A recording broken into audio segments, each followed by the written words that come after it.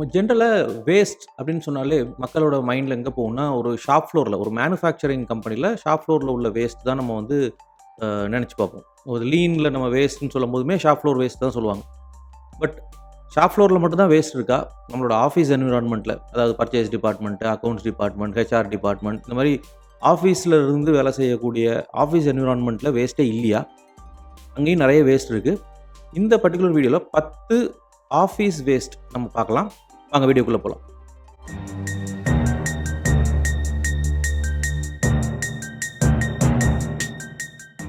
Hi there! நான் உங்களோட Anand, lean manufacturing consultant. நாங்க வந்து லாஸ்ட் ஒரு 15 இயர்ஸ்ல பார்த்தீங்கன்னா, மோர் தென் ஒரு 100 கம்பெனிஸ்க்கு வந்து லீன் ரிலேட்டட் ப்ராஜெக்ட்ஸ் பண்ணியிருக்கோம். அவங்களோட ப்ரொடக்டிவிட்டி அண்ட் குவாலிட்டி இம்ப்ரூவ் பண்ற மாரி. இந்த வீடியோல நம்ம 10 ஆஃபீஸ் ரிலேட்டட் வேஸ்ட்ட பத்தி பார்க்க போறோம். அதுல ஃபர்ஸ்ட் வேஸ்ட் அப்படின்னு பார்த்தீங்கன்னா, மல்டிபிள் டேட்டா என்ட்ரி இல்லன்னா ரிடண்டன்ட் டேட்டா என்ட்ரின்னு சொல்லுவாங்க. அதாவது ஒரு டேட்டா என்ட்ரி வந்து நம்ம ஒரு ERP சிஸ்டம் இருக்கும். அதுல ஒரு என்ட்ரி பண்ணுவோம். சம்டைம்ஸ் என்ன ஆகும்னா, அந்த ERP ப்ராப்பரா ஒர்க் ஆவாது. ஸோ அதே டேட்டாவ வேற ஒரு எக்ஸல் ஷீட்ல பண்ணுவாங்க. ரைட்? அப்புறம் இன்னொரு ஒரு பெர்சன் இருப்பாங்க. அவங்க ரிப்போர்ட் கேட்டாங்கன்னு சொல்லிட்டு அதே டேட்டாவ இன்னொரு இடத்துல ரிப்போர்ட் பண்ணுவாங்க. ஸோ நம்ம நெறைய இடத்துல ஆஃபீஸஸ்ல பார்த்தீங்கன்னா, ஒரே டேட்டா மல்டிபிள் இடத்துல என்ட்ரி ஆயிட்டு இருக்கும். ரைட்? ஸோ இது ஒரு முக்கியமான விஷயமா நாங்க பார்க்குறோம். ஸோ உங்களோட எக்ஸிஸ்டிங் ERP இல்லன்னா இந்த மாரி சாஃப்ட்வேர்ஸ் இருந்ததுன்னா, அது வந்து எந்த அளவுக்கு டேட்டாவை யூனிஃபார்மா எல்லா கன்சர்ன் டிபார்ட்மெண்ட்ஸ்க்கும் குடுக்குது அப்படிங்கிறத நம்ம செக் பண்ணலாம். இது மூலமாக இந்த வேஸ்ட்ட குறைக்கலாம்.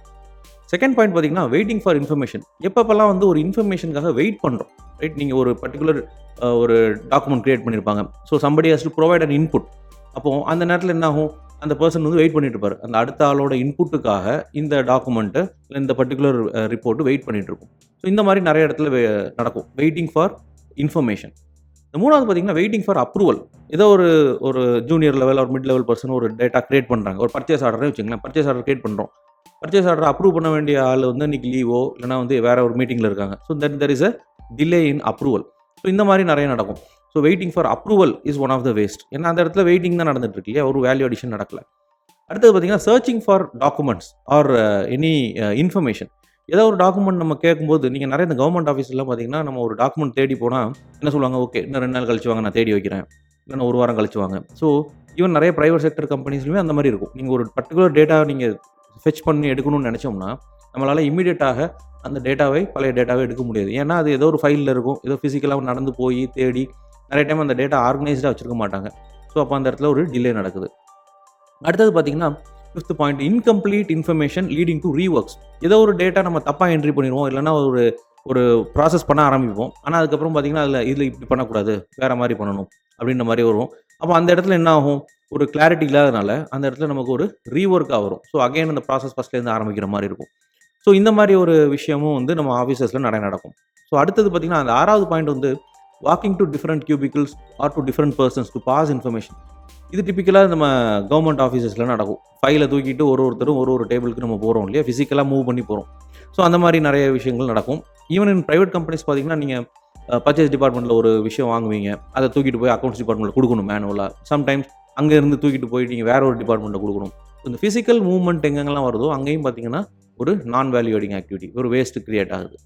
அடுத்தது 7த் பாயிண்ட் பார்த்தீங்கன்னா, ERP சிஸ்டம்ஸ் வந்து ஸ்லோவா இருக்கும். ஸ்லோ ERP சிஸ்டம்னு சொல்லுவாங்க. எங்களோட 1, 2 கிளையண்ட்ல நாங்க இத பார்த்துருக்கோம். ஒரு டேட்டா என்ட்ரி பண்ணி, நீங்க அத கம்ப்ளீட் பண்றதுக்கே பார்த்தீங்கன்னா, ஒரு 2 நிமிஷம் ஆகும். அந்த இது வந்து பார்த்தீங்கன்னா, நெறைய டைம் இந்த கிளவுட்ல ஸ்டோர் பண்ணி வச்சிருப்பாங்க. ஸோ அந்த பேண்ட்வித் இருக்காது. ஏன்னா அந்த சாஃப்ட்வேர் வந்து அந்த இன்ஃபர்மேஷன குடுக்காது புல் பண்ணி.